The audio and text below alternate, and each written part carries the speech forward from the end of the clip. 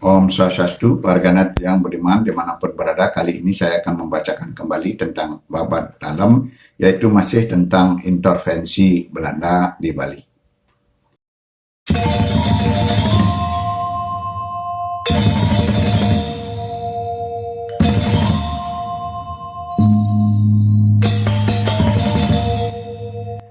Dalam perkembangan global selanjutnya, Singapura yang dikuasai oleh Inggris pada tahun 1819 Masehi telah menjadi pusat jaringan perdagangan internasional yang penting di Asia Tenggara dan mengalami kebangkitan ekonomi sangat pesat. Terkait dengan keadaan ini, Bali menjadi jalur pelayaran perdagangan internasional antara Cina, Singapura, Australia, hingga sampai wilayah Mauritius melalui Selat Lombok. Bali telah menjadi daerah yang mulai dilirik sebagai jalur ekonomi penting di Asia dan juga karena menjadi peningkatan perdagangan lokal di sebelah timur Pulau Bali akibat peningkatan produksi beras Bali setelah letusan Gunung Tambora yang lalu. Belanda lebih bersemangat untuk berhubungan kembali dan berusaha untuk menguasai Bali dengan berbagai cara.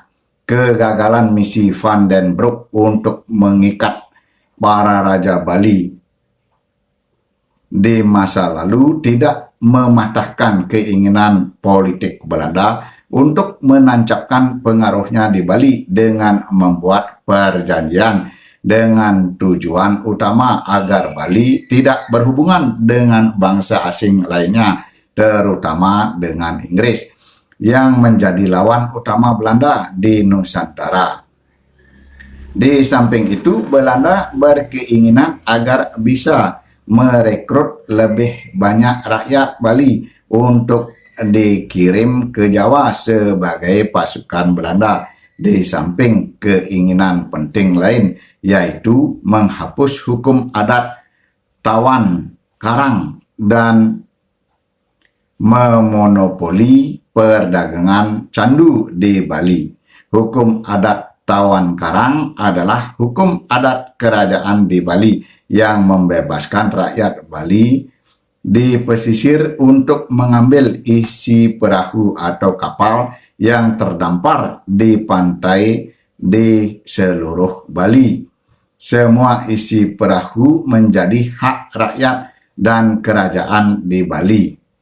Hukum ini telah menjadi hukum adat yang telah dilaksanakan sejak dahulu. Jadi semua keinginan Belanda ini adalah bertujuan untuk mengikat dan menundukkan Bali sebagai daerah strategis di sebelah timur Jawa, sehingga akan mengukuhkan dominasinya di Nusantara dalam rangka melawan dominasi bangsa Eropa lainnya, terutama Inggris.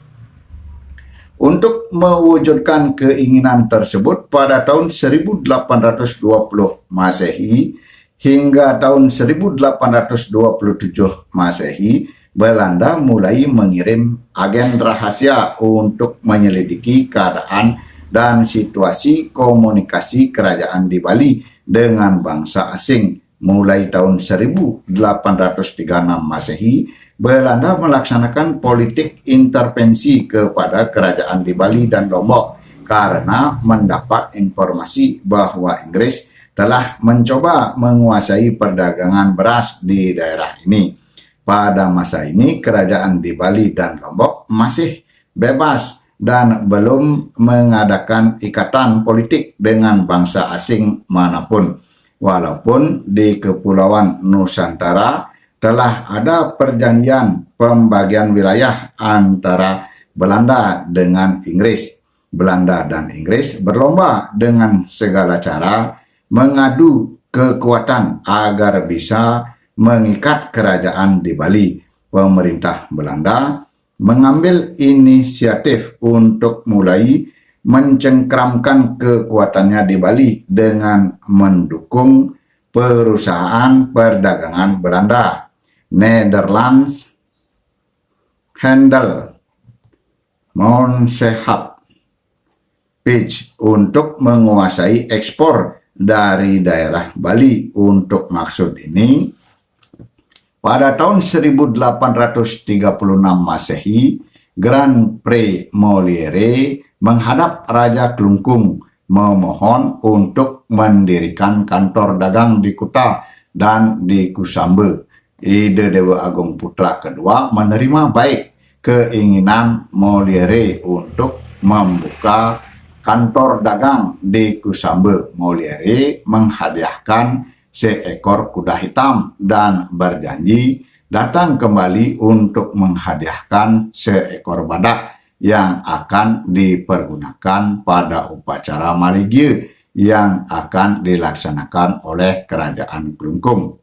Keinginan intervensi Belanda ini lama-kelamaan mempengaruhi sistem politik di Bali yang dikelilingi oleh tujuan politik dan komersialisasi Belanda yang makin agresif. Belanda berkeinginan untuk segera menguasai Bali, namun pada masa ini orang asing di Bali termasuk Belanda masih dipandang marginal oleh rakyat Bali sehingga keberadaannya di Bali tidak terlalu diperhatikan.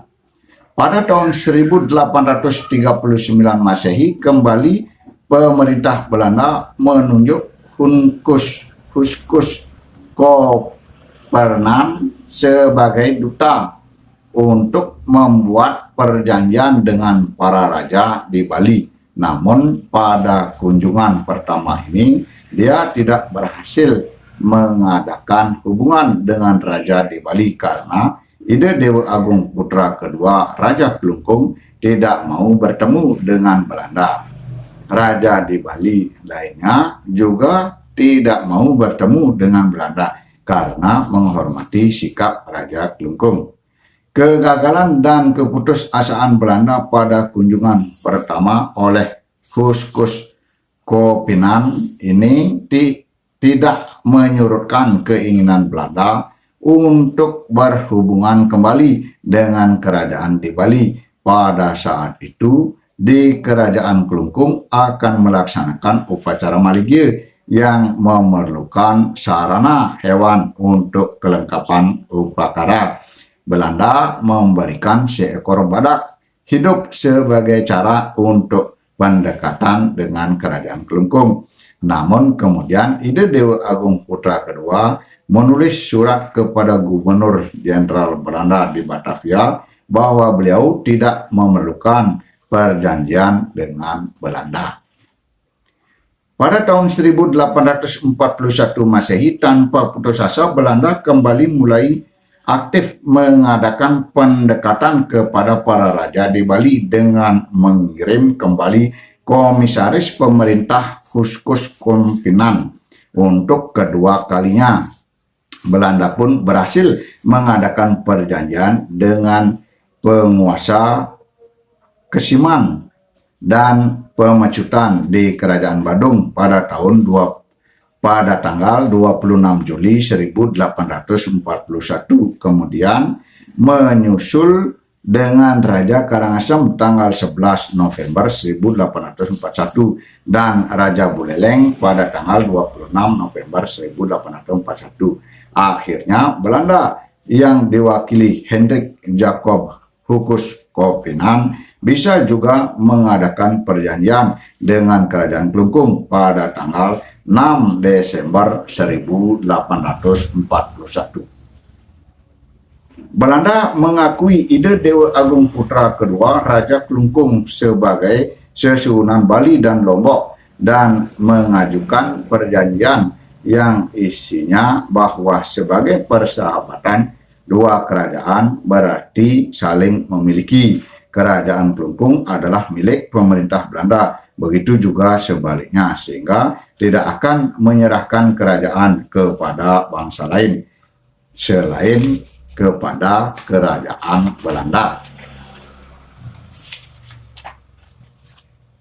Sebagai bukti dari pelaksanaan perjanjian ini, semua kapal yang masuk ke pelabuhan kerajaan agar mengibarkan bendera Belanda. Perjanjian ini disaksikan oleh Ide Dewa Agung Putra, anak Agung Ketut Rai, Ide Pedanda Wayahan Pidade, dan Ide Wayahan Sidaman.